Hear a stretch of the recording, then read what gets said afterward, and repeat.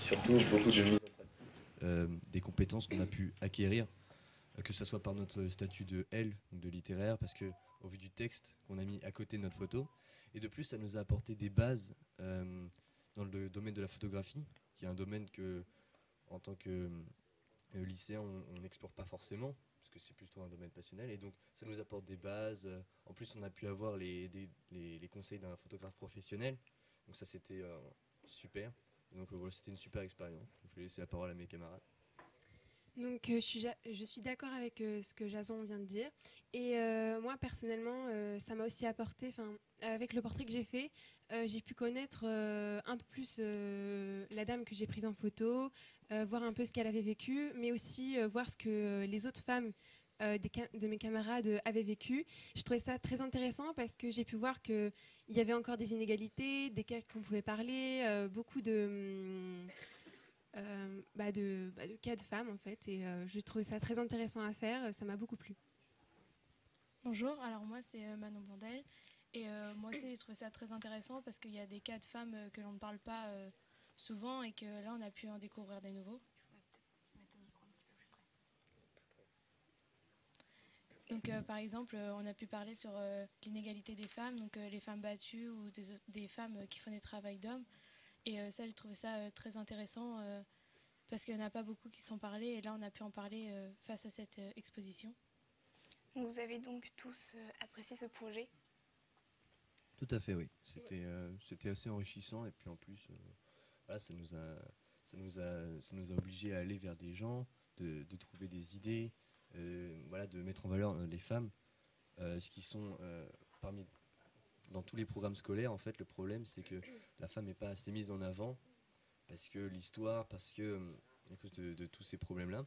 Donc en fait, en première, notamment en première, c'est à ce moment-là que la femme prend une place centrale dans notre programme. Ce que je trouve dommage d'ailleurs, parce qu'il faudrait mieux avoir un peu plus d'exploit de la femme pendant toute notre scolarité, plutôt qu'elle soit concentrée sur la première en fait.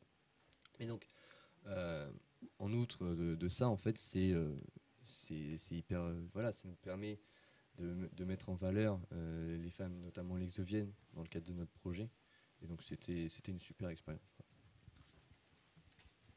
Ça permet aussi de montrer que justement il y a encore beaucoup d'inégalités, que beaucoup de personnes se battent pour ça, parce qu'on a vu avec notre professeur de français beaucoup de choses sur l'aliénation notamment, les stéréotypes, tout ça. Donc ça peut aussi nous permettre, nous personnellement, de voir qu'en fait on peut être nous-mêmes, qu'on n'est pas obligé d'être sur les stéréotypes. Donc ça permet d'apprendre vraiment beaucoup de choses, et de s'intéresser vraiment, et de voir qu'on peut peut-être changer les choses, et voir que les femmes, il y a encore des choses à changer sur les femmes. Bah, moi, je vais revenir un peu sur ce qu'a dit ma camarade. C'est vrai qu'on peut être qui on est, on n'a pas besoin de changer. Et que c'est avec les stéréotypes, on n'a rien besoin de changer. Et qu'on est qui on est. D'accord, merci beaucoup. Merci à vous. Nous nous trouvons avec Monsieur Desforges, professeur documentaliste. Vous avez participé à un projet web TV sur le concours Plaidoiries. Pouvez-vous nous en parler? Oui. Alors en fait, pour contextualiser un peu, le concours des plaidoiries, c'est un concours organisé par le Mémorial de Caen depuis, c'est la 22e édition, c'était la 22e édition cette année. Et il permet à tous les lycéens de France en fait de participer à ce concours donc, et de prononcer une plaidoirie sur un sujet qui porte atteinte aux droits de l'homme. Donc c'est pour interpeller les gens sur une atteinte aux droits de l'homme. Et donc le 25 janvier cette année avait lieu la finale du concours des plaidoiries des lycéens à Caen, Mémorial, où il y avait tous les lauréats régionaux qui sont retrouvés pour la finale à Caen.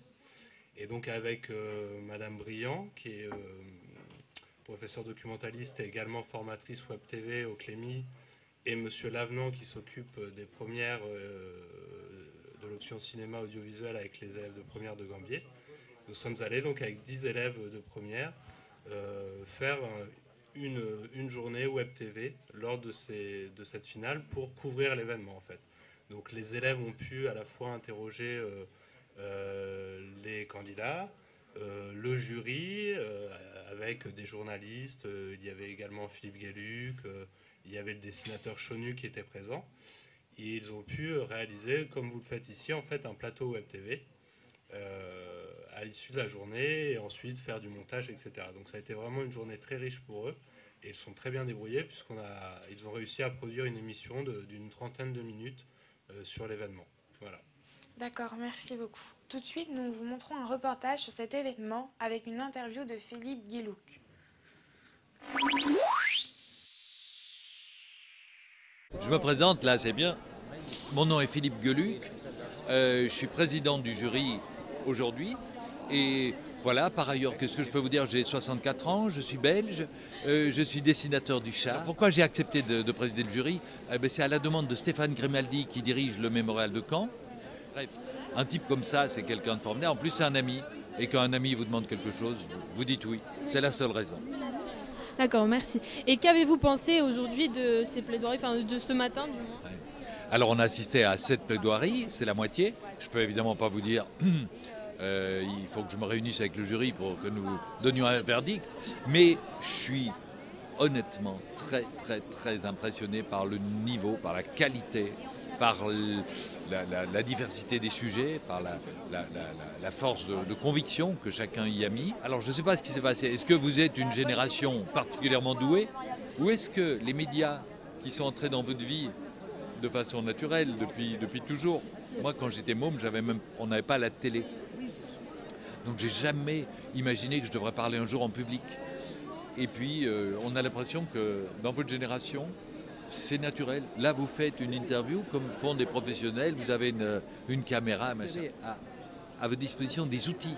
Mais vous avez aussi, grâce à certains de ces outils, une ouverture sur le monde, une connaissance déjà de ce que c'est l'expression à travers les vidéos que vous pouvez faire, etc. Donc, ça me donne beaucoup d'espoir sur la jeunesse et sur le futur. Parce qu'on dit tout le temps, ah ben oui, ils sont tout le temps sur leurs écrans, ils s'intéressent qu'à Facebook et des conneries et des machins.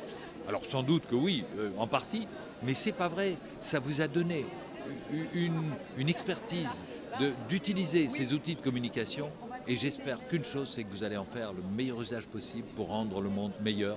Maintenant, c'est à votre tour. Nous, on a fait ce qu'on a pu, on a échoué. Vous allez réussir.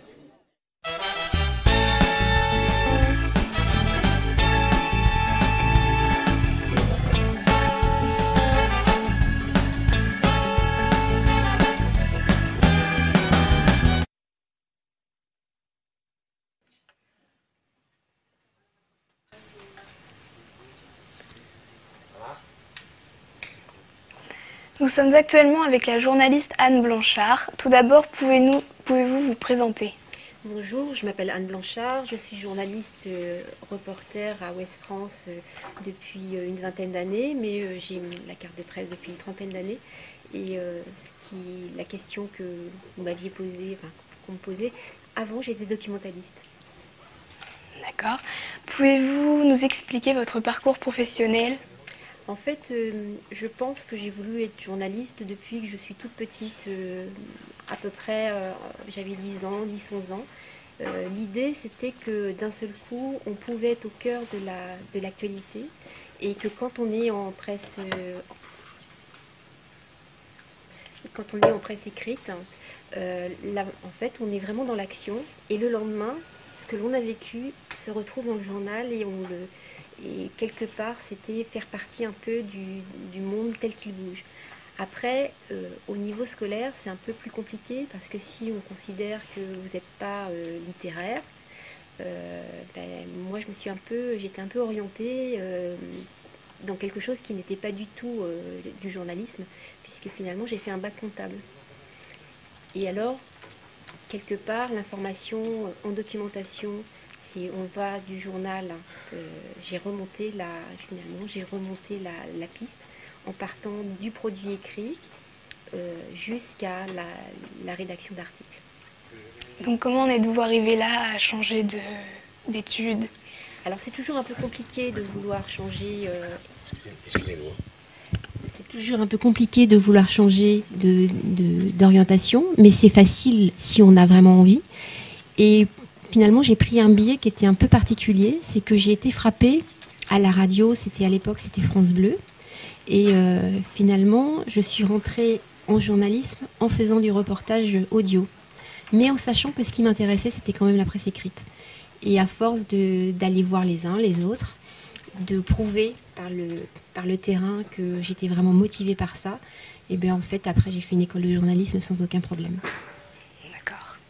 Et donc, vous faites journaliste depuis combien d'années? Alors moi, j'ai eu ma carte en 88, ma carte de presse en 1988. C'était un moment très important pour moi, dans le sens où c'est le début de ma vraie carrière professionnelle.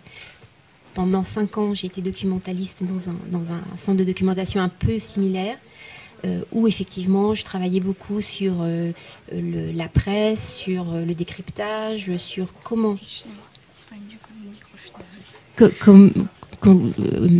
on fait un journal, comment on organise l'organisation du journal, voilà, tout ce qui est plutôt sur la presse écrite, même si j'ai un petit peu touché à la presse, du coup à l'audio et un peu à la vidéo.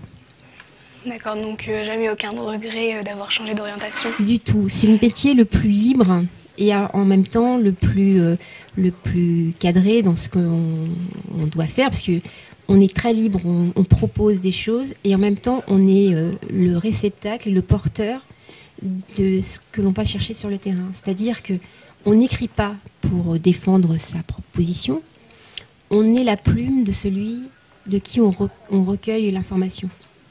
Et c'est là où c'est un métier assez humble, mais un métier solitaire, mais qui en même temps se travaille en équipe. Parce qu'on ne peut pas faire un journal tout seul. On ne peut pas non plus, dans son équipe, au niveau du journal, mais aussi au niveau du monde, au niveau de nos lecteurs. Et c'est un métier qui amène beaucoup il faut être très autonome, très indépendant, mais en même temps, on est dans le collectif. D'accord, merci.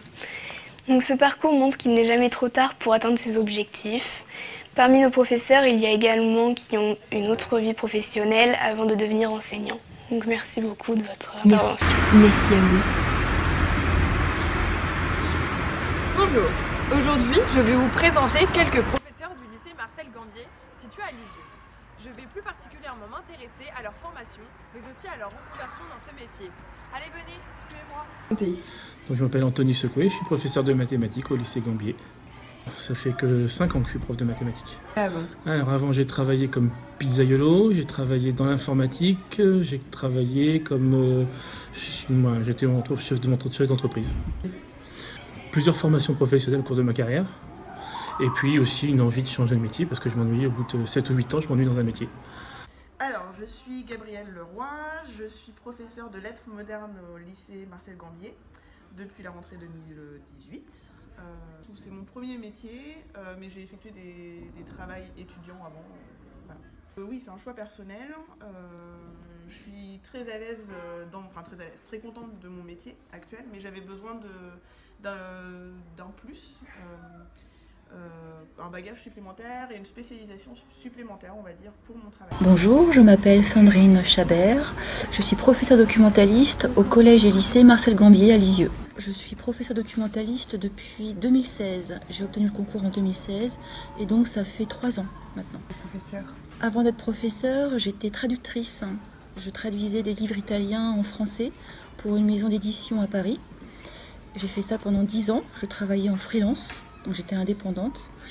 Au bout de 10 ans, j'ai arrêté. J'ai travaillé dans un collège comme assistante pédagogique. Je faisais de l'aide aux devoirs. Ce sont des contrats de 6 ans. Et au bout de 6 ans, il faut arrêter.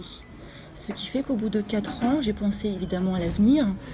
Et on m'a conseillé de reprendre mes études, de m'inscrire en master. Un master de sciences de l'information à Mont-Saint-Aignan. Et de passer le concours du CAPES pour être professeur documentaliste. Oui, il faut beaucoup de volonté à arriver à un certain âge pour reprendre ses études parce qu'on a une vie à côté, on a des enfants, on a des contraintes bien sûr. Mais ce qui m'a permis aussi d'envisager une réorientation, c'est d'abord une rencontre une opportunité avec une professeure documentaliste stagiaire qui venait d'avoir son concours. Et en discutant avec elle, elle m'a dit, vu ton parcours, tu as une maîtrise d'italien, tu connais les études universitaires, pourquoi est-ce que tu ne t'inscris pas en master et pourquoi est-ce que tu ne reprends pas tes études pour passer le concours du CAPES? Parce que être traductrice, c'est bien, c'est une passion, mais c'est un métier précaire. Et j'avais besoin d'une certaine sécurité.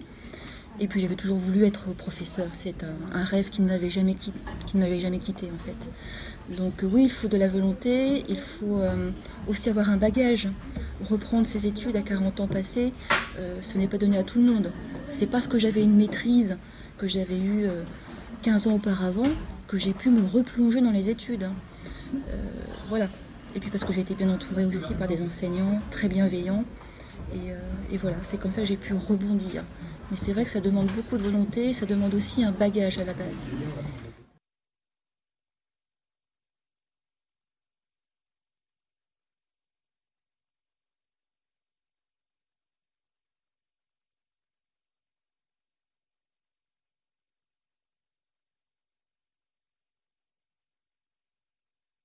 Effectivement, pas toute seule, c'est une aventure collective, hein, la Web TV, donc ce n'est pas que moi, mais il m'a semblé intéressant effectivement de parler des enseignants, déjà pour lever certaines idées reçues. On croit, enfin, beaucoup d'élèves pensent qu'un enseignant a porté un cartable toute sa vie. Je suis désolée, je vais pas tenir plus longtemps. D'accord, ok, non c'est très bien, merci. Donc je disais que je voulais en fait lever certaines idées reçues sur les enseignants. Beaucoup pensent qu'ils ont eu un cartable toute leur vie, qu'ils n'ont jamais quitté l'école. Or, c'est faux. Enfin, en tout cas, c'est de moins en moins vrai. Beaucoup ont une vie professionnelle avant. Ils ont connu autre chose. Certains ont travaillé dans le privé, ont été indépendants. On peut avoir plusieurs vies. Et je trouvais ce parcours intéressant aussi pour vous, les élèves, parce qu'on vous met un petit peu de pression, il faut bien le dire, sur l'orientation. Il faut bien que vous sachiez que rien n'est jamais définitif, que vous pouvez avoir plusieurs vies professionnelles. Vous allez choisir un parcours et il se peut qu'au bout de 10 ans, bah non, finalement, ça ne correspond plus à vos envies, à vos désirs. Vous pouvez aussi devoir vous reconvertir et ça peut être une reconversion subie, mais que ce soit subi ou choisi, l'important c'est d'être capable de rebondir. Et je voulais à travers ces parcours vous montrer que rien n'est jamais définitif. Il faut juste de la volonté, de l'envie, mais aussi des bagages. Ça, c'est vrai. Donc, continuez de travailler à l'école. Tout ce que vous apprenez pourra vous resservir un jour. On rebondit beaucoup plus facilement quand on a une formation, quelle qu'elle soit derrière, et des habitudes de travail à l'école, que lorsqu'on a complètement décroché. Voilà, c'était ça mon message. En fait, c'est un message d'espoir que je voulais vous donner. Et puis, je voulais aussi vous apporter un autre regard sur les enseignants. Non, on n'a pas forcément porté un cartable toute notre vie. On a pu avoir plusieurs vies professionnelles, et ce qui nous donne une expérience et un autre regard très intéressant, je pense, pour vous. Et ça nous donne aussi une certaine bienveillance, je pense. Enfin, j'espère. Donc voilà, c'était pour ça. D'accord, merci beaucoup. Et tout de suite, nous retrouvons Carla qui va nous présenter le prix Bayeux.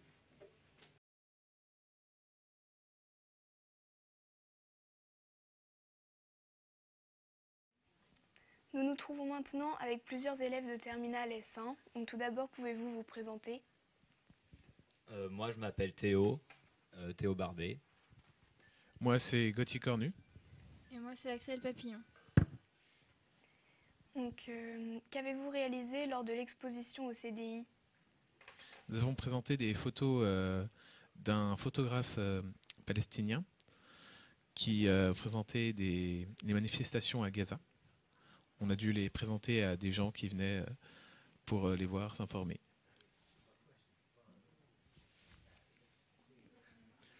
La plupart étaient plus informés que nous sur le sujet, mais ça a été très instructif de parler avec eux, de décrire les images, vraiment très instructif.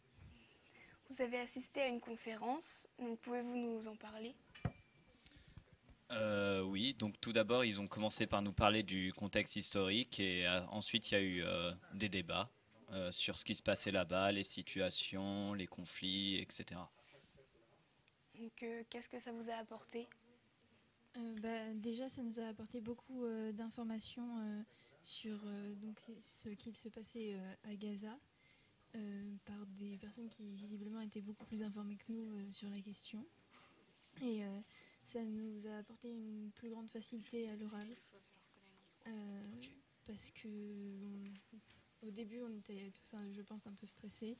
Et après, au fur et à mesure, à force de répéter notre exposé, on a été beaucoup moins stressés et du coup une plus grande facilité à l'oral aussi.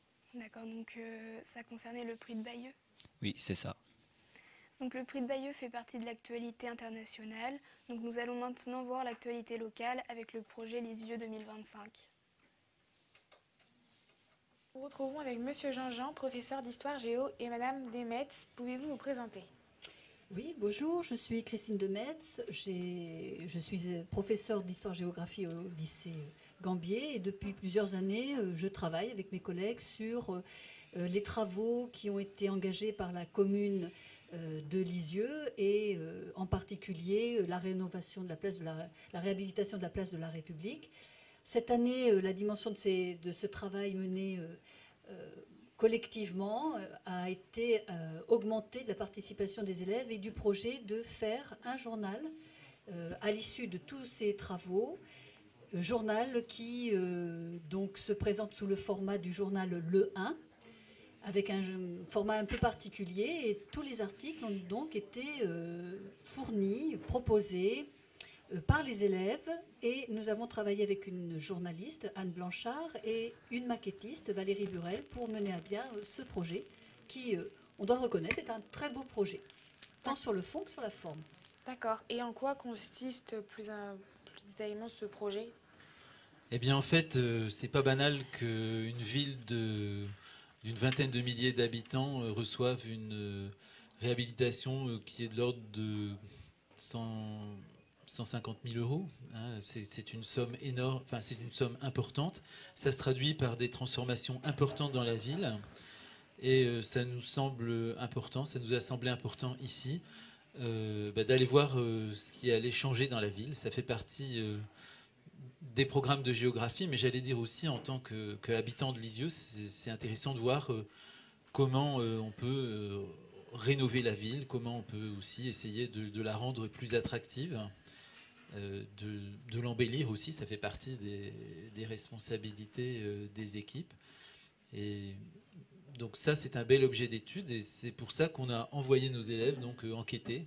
4 classes sont dans l'opération et j'allais dire, les élèves ont été envoyés comme reporters pour questionner, pour interroger, pour photographier, pour réfléchir à tout ce qui a pu être fait dans cette opération.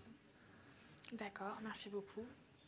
Tout de suite, nous retrouvons Carla qui est avec quelques élèves qui ont participé au projet.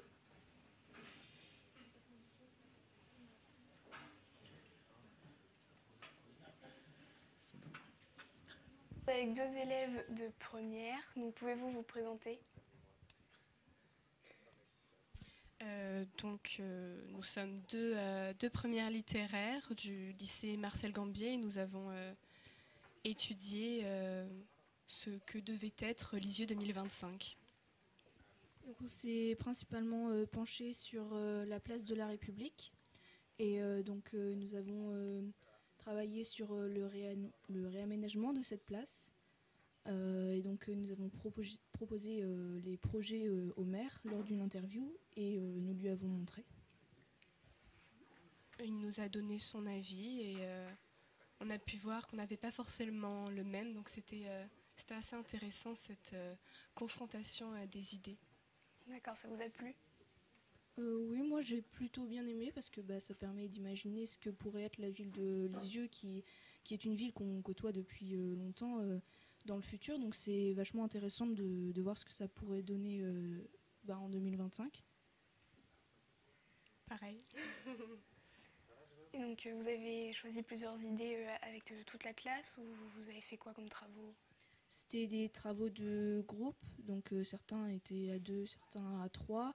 On a rendu ça sous forme de dossier et on a travaillé Donc on s'est rendu sur le terrain et on s'est dit ouais ici ce serait bien qu'il y ait cet aménagement là ou quoi. Et puis on a parlé aussi par rapport au multiplex qui est un projet qui parle beaucoup et par rapport aussi aux places qui sont devenues payantes et qui fait polémique. Donc voilà, ça nous a permis d'étudier tout ça.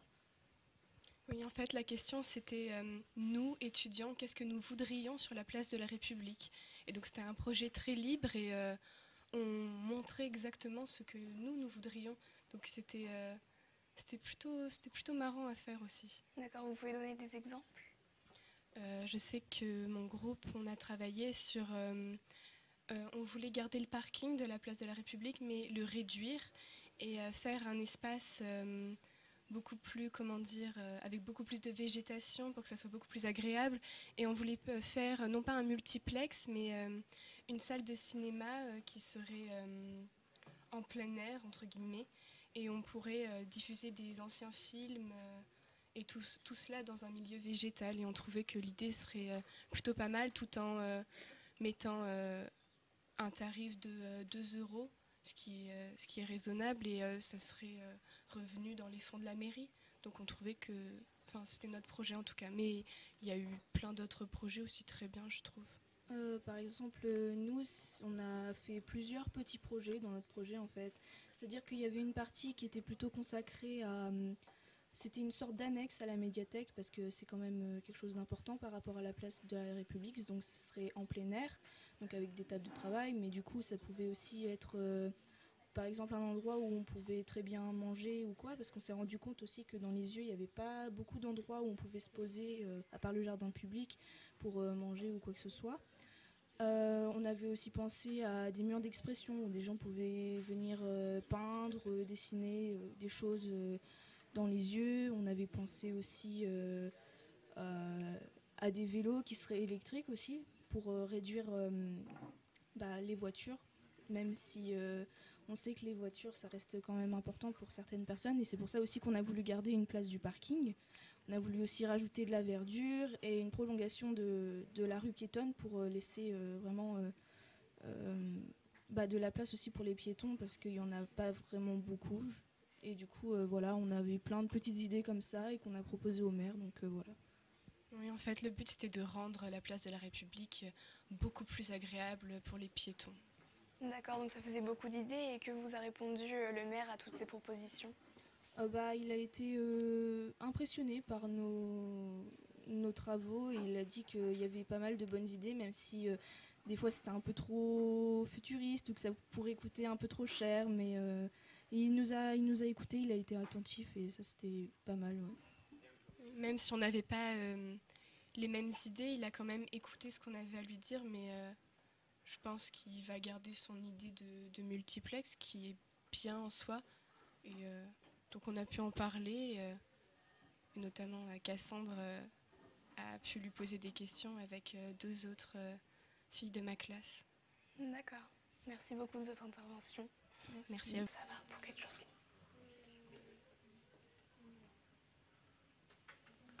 Tout de suite, nous retrouvons Monsieur Jeanlin qui a un complément d'information à nous donner.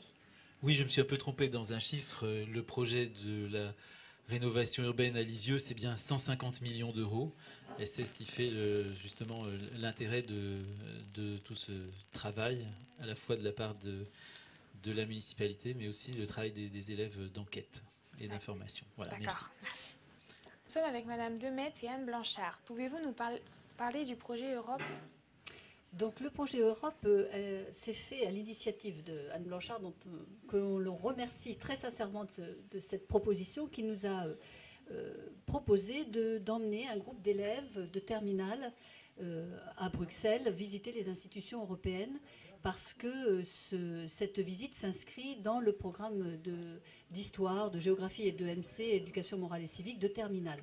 Aussi, on a accepté bien évidemment la proposition puisque c'était pour nous l'opportunité de montrer à nos élèves des institutions en exercice et puis de sensibiliser à une vie politique européenne qu'ils ne connaissent pas très bien, d'autant plus que pour certains, ils sont amenés à voter cette année. Ça nous a semblé vraiment une excellente chance qui se présentait à nous Donc nous sommes partis 2 jours, 2 jours et demi, et nous avons visité la Commission européenne, nous avons rencontré des fonctionnaires européens très amoureux du projet européen, et je pense que pour les élèves, c'était une opportunité de connaître l'Europe de façon ludique et très agréable.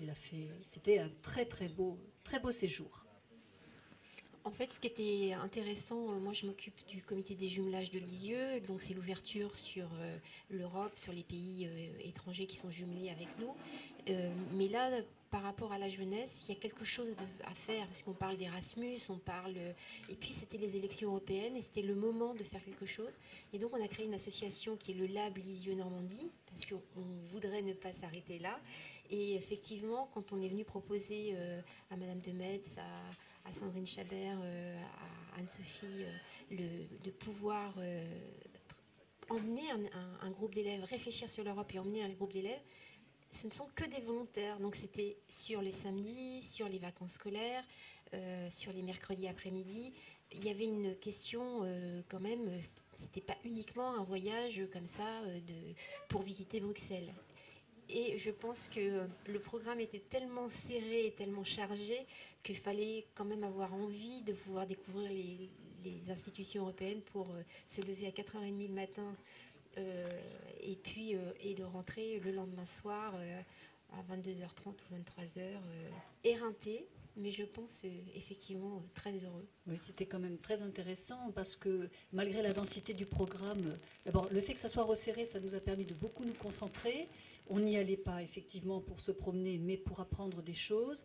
Et je pense que les élèves ont bien perçu l'importance de ces institutions, de cette dimension, de cette échelle de gouvernement. Et je crois que pour leur bac, en tout cas, ce sera certainement bénéfique s'ils étaient amenés à réfléchir dessus. Donc là, notre chance, c'est que ça a été complètement pris en charge par des industriels, des entrepreneurs de Lisieux. Et donc les élèves n'ont eu rien à débourser, ce qui était quand même une belle opportunité pour eux. Alors, petite anecdote, puisque du coup, le seul engagement du financement du voyage était de venir faire un compte-rendu de ce qu'ils avaient appris. Et donc, on a fait cette réunion il y a une quinzaine de jours. Et Zoé a fait la conclusion en disant, ben voilà, le 26, devant un parterre d'industriels, donc 50 ou 60 chefs d'entreprise du Pays d'Auge, en disant, ben voilà, le 26 mai, moi, je ne pourrais pas voter parce que je n'aurai que 17 ans. Mais s'il vous plaît, votez. Votez pour moi, votez pour nous, votez pour l'avenir, parce que l'Europe, c'est notre avenir, l'avenir de la jeunesse. Et en fait, c'est exactement ça que j'avais souhaité mettre en place dans l'organisation du voyage, qui a quand même demandé beaucoup de travail, parce qu'il fallait aller chercher les sous. Et puis après, organiser un programme qui était minuté et qu'on en profite un maximum, qu'on puisse voir le maximum de choses. Donc c'est vrai que c'était pas du tout repos, mais le résultat, rien que pour d'avoir des jeunes qui ont 17 ans et qui disent l'Europe c'est notre avenir, je me dis c'est gagné. D'accord, merci beaucoup. Tout de suite, nous retrouvons Carla qui est avec quelques élèves qui ont participé à ce projet. Donc nous nous retrouvons avec 3 élèves qui ont fait partie du projet d'Europe. Donc pouvez-vous vous présenter ? Alors, je suis Valentine Mathieu, je suis en terminale S3 scientifique. Moi, c'est De Cailleux Théo, je suis aussi en terminale S3, aussi, donc en filière scientifique. Et moi, je suis Héloïse Oury, aussi en terminale S3. Donc, en quoi consistait le projet que vous avez réalisé ? Alors, le projet Europe, ça a tout d'abord consisté sur 2 projets. Donc tout d'abord, c'était par exemple, donc ça s'est fait en 2 parties. La première, c'était on a travaillé sur une figure emblématique qui était Simone Veil. Et le deuxième groupe a travaillé sur, en particulier une photographie. Et donc par la suite, ça a pu déboucher sur un voyage au Havre, où on a pu aller visiter la Maison de l'Europe. On a pu voir Jean-Marie Cavada. Et puis il y a plusieurs sujets qui ont été traités, comme par exemple l'écologie ou l'immigration. Et enfin, on a eu l'opportunité après d'aller jusqu'à Bruxelles pour aller visiter les grandes institutions européennes. Et ce qui a été très intéressant et enrichissant, parce que ça permet de voir le fonctionnement, par exemple. Voilà. Et puis je voulais rajouter aussi à la Maison de l'Europe, il y avait les ambassadeurs de chaque État. Et c'était une interaction avec les jeunes et du coup les ambassadeurs. Et ils pouvaient poser leurs questions, surtout du coup, sur l'écologie et l'immigration en partie. Donc qu'est-ce que ce projet vous a apporté ? Beaucoup de renseignements sur l'Europe, parce que comme on en a beaucoup parlé, pour les jeunes, c'est quelque chose encore qui n'est pas encore très concret dans nos esprits. On n'en parle pas assez en fait, alors que c'est quelque chose qui nous concerne. Et pour ma part, j'y suis allée parce que je n'y connaissais rien de l'Europe, et c'était un peu pour m'informer. Et du coup, ça nous a appris beaucoup sur le fonctionnement, et puis ça nous a permis de voir ce qu'est vraiment l'Europe. Parce qu'aujourd'hui, avec l'obscurantisme qui pèse, tous les problèmes de la société semblent reposer, oui, parce qu'il y a l'Europe, mais en fait, non, pas du tout. Vous avez donc bien aimé ce projet, ça vous a paru intéressant ? Oui. D'accord. Héloïse Zoury, vous avez travaillé sur un discours, pouvez-vous nous le lire ? Oui. Donc, Verdun, hier, aujourd'hui et demain. De nos cours d'histoire de l'an dernier, nous est restée en mémoire une photographie, devenue objet d'histoire. Celle d'une poignée de main devant l'ossuaire de Douaumont, entre deux hommes représentant deux États autrefois ennemis irréductibles, l'Allemagne et la France. Verdun, 100 ans après, est un endroit à part pour chacun d'entre nous. Du bruit, des cris, de la fureur, ne demeure qu'un paysage lunaire, silencieux, peuplé de milliers de croix blanches. Verdun, aujourd'hui, doit devenir le lieu de la relance de l'idéal européen. Et c'est la jeunesse d'hier, allongée pour l'éternité, qui appelle celle d'aujourd'hui à se mobiliser. Oui, mobilisons-nous pour que la devise de l'Union européenne, In varietate concordia, ne soit pas vidée de son sens par la montée des populismes, des nationalismes, de la xénophobie. Mobilisons-nous, car l'Europe doit plus que jamais être solidaire face aux enjeux qui nous attendent, qu'ils soient économiques, sociétaux ou environnementaux. Mobilisons-nous, parce que le passé européen a été champ de bataille et de douleur. Mobilisons-nous, parce que le présent est un chantier inachevé. Mobilisons-nous, parce que l'avenir, c'est l'unité dans la diversité. Merci beaucoup. Donc, deux autres élèves d'une autre classe sont également ici pour nous parler de ce projet. Bonjour, donc pouvez-vous également vous présenter ? Bonjour, je m'appelle Léa Duval et je suis une élève de terminale de Gambier. Bonjour, moi c'est Gabriel et je suis un élève de terminale à Gambier. D'accord, donc qu'avez-vous fait pour le projet Europe ? Tout d'abord, on est allé donc au Havre avec tous les autres. On a fait la journée des ambassadeurs et donc on a été invité ensuite à aller à Bruxelles pour voir un peu tout ce qui est mis en place pour l'Europe. Et en fait, pour la journée des ambassadeurs, on a préparé des fiches pour bien les reconnaître, etc., pour qu'on puisse plus s'informer, car on n'y connaissait rien, on va être très honnête. Et en fait, avoir pu, grâce à Madame Blanchard, continuer et aller à Bruxelles, ça nous a vraiment très enrichis, car il faut savoir que l'Europe est une notion de notre programme, et du coup, on a pu voir concrètement ce qui s'y passait, et pas seulement dans les livres. D'accord, donc ça vous a beaucoup apporté ? Oui. Oui, parce qu'on a pu rencontrer des gens très intéressants, dont les maires qui nous ont parlé. On a écouté leurs discours, et puis pareil pour les ambassadeurs qui ont dit des choses aussi très enrichissantes, et puis ça nous a permis de faire beaucoup de rencontres. D'accord, donc qu'avez-vous apprécié dans ce projet ? Moi, personnellement, ce que j'ai apprécié, c'est de visiter les établissements à Bruxelles pour nous avoir quelque chose de concret, de savoir ce qui se passe. Et surtout, je crois que c'est le Parlementarium, où on a pu assister à une séance. Et en fait, on a vu ce qui s'y passait. Et une petite anecdote très rigolote, c'est qu'en fait, on avait, nous, le traducteur. Et en fait, à un moment, il y a eu un décalage entre ce que la personne disait. Du coup, le traducteur nous a prévenu en disant « Il parle trop vite, on n'a pas le texte ». Donc vous aussi, vous avez aimé ce projet ? Oui, parce que on a aussi pu visiter ces endroits assez intéressants et qu'on n'a pas la chance de visiter, de toujours visiter. Et puis là, c'était un truc, je pense qu'on n'y retournera jamais, donc c'était assez important. D'accord, merci beaucoup pour votre intervention. Donc, après les explications de ce projet, nous allons maintenant parler d'un lycée qui a 1 kilomètre, donc, pour les formations techniques, le lycée Paul Cornu.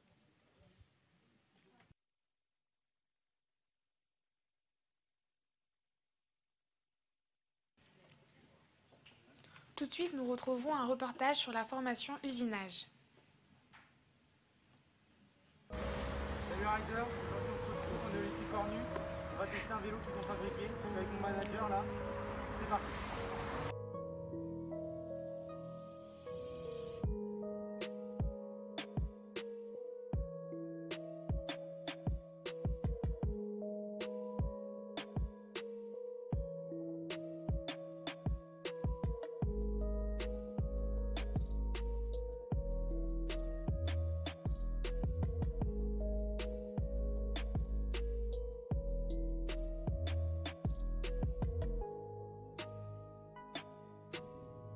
Une fois sur place dans l'atelier avec toute l'équipe, on est parti voir comment était le vélo, pour voir à quoi il ressemblait. Puis un prof d'usinage de Cornu a gentiment accepté l'interview du manager de Monster Rider pour parler du vélo. Donc, bonjour, je suis le manager de Monster Rider et j'aimerais vous poser quelques questions concernant le vélo que vous allez lui donner et s'il est de bonne qualité. Pouvez-vous vous présenter s'il vous plaît? Donc bonjour, moi je m'appelle Baptiste Ozon, je suis enseignant dans le domaine de la productique mécanique, donc plus précisément l'usinage. Je m'occupe essentiellement de 3 classes. Je m'occupe des 3e prépa pro, qui sont là en découverte professionnelle, où on fait de la technologie. On aborde un peu ce que sont le dessin industriel, la programmation. Donc quels matériaux avez-vous utilisé afin de construire le vélo? Donc il est essentiellement fait en aluminium, sachant qu'on est encore un petit peu en développement, donc il y a quelques pièces qui ça va peut-être bouger. Donc en alu, parce que c'est léger et que c'est assez résistant et que c'est assez souple. D'accord, très bien. Bon. Voilà. Bien, merci. Je peux m'assurer que Monster Rider va aimer ce vélo et puis je vous dis à une prochaine fois. Ok.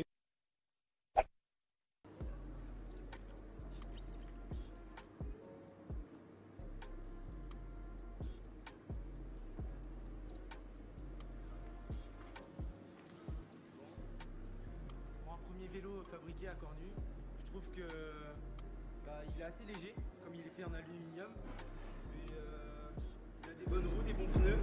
Après il manque quelques petits détails comme des freins et tout, mais c'est qu'un petit détail par exemple. Et après pour un tout premier vélo, je vous répète, c'est très très bien. Pour les heures de travail et tout, nickel. Et après ce test du vélo approuvé par Monster Rider, on est reparti après une belle journée au lycée Paul Cornu. Et on remercie les profs et les élèves du lycée pour leur bon boulot et leur super travail avec ce vélo. Parce que pour des heures de travail comme ça, le vélo, il est très bien fait, bravo à eux. Et voilà les gars, c'est déjà la fin de cette vidéo. N'hésite pas à t'abonner à la chaîne YouTube de Monster Rider qui s'affiche en haut de l'écran et à activer les notifications. On espère que la vidéo t'a plu. Ciao! C'est terminé pour ce matin. Un grand merci à toutes les personnes qui ont permis à ce reportage d'être réalisé, les invités comme les techniciens. Et on se retrouve cet après-midi pour un nouveau plateau, à 14h.